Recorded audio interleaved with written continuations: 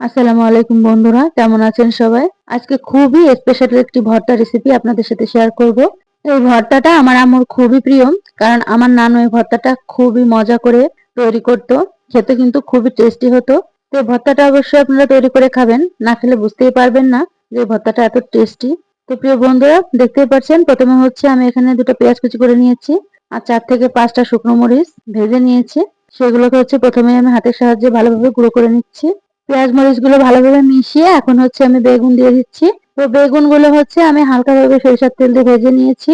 তো আপনারা দেখতেই পাচ্ছেন আমি বেগুনগুলো মরিচ পেঁয়াজের সাথে ভালোভাবে মেখে নিয়েছি। আর এখন দিয়ে দিচ্ছি হচ্ছে ধনিয়া পাতা। তো ধনিয়া পাতাটা তো ভর্তায় দিলে কিন্তু খুবই মজার লাগে। আর স্পেশাল যে জিনিসটি আমার নানু এই ভর্তার ভিতর দিত সেটা হচ্ছে এখন দিব। তো আপনারা দেখতেই পাচ্ছেন এটা হচ্ছে কাসুন্দি। এটা হচ্ছে আমাদের এই গ্রামে পাওয়া যায়। এটা নিজেরাই তৈরি করে, এটা কোনো কোম্পানির না।